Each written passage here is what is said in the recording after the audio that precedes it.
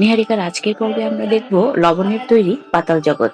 একসময় মাটির নিচে ছিল লবণের খনি, কিন্তু আজ সেখানে শুধু দর্শকদের সমাগম। ভ্রমণের রোমাঞ্চ থেকে শুরু করে বিয়ের অনুষ্ঠান, চিকিৎসা এবং রাতে থাকার ব্যবস্থাও সেখানে রয়েছে। বিশ্ব সাংস্কৃতিক ঐতিহ্য হিসেবেও স্বীকৃতি পেয়েছে পোল্যান্ডের এই খনি। মাটির নিচে অনেক গভীরে এক অভিনব জগৎ।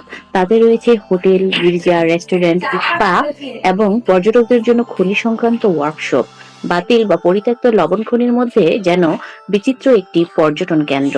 প্রায় 700 বছর ধরে এই খনি সক্রিয় ছিল। এখন শ্রমিকের বদলে পর্যটকদের ভিড়। বিশ্ব সাংস্কৃতিক এই ঐতিহ্য ঘুরে দেখতে বছরে প্রায় 10 লক্ষ মানুষ এখানে আসেন। এই পাতাল জগৎ ঘুরে দেখার দুটি উপায় রয়েছে। পায়ে হেঁটে নিচে নামা যায়, অথবা আরো দ্রুত গতিতে লিফটে করে পৌঁছানো যায়। খনির মধ্যে 64 থেকে 135 মিটার গভীরে সব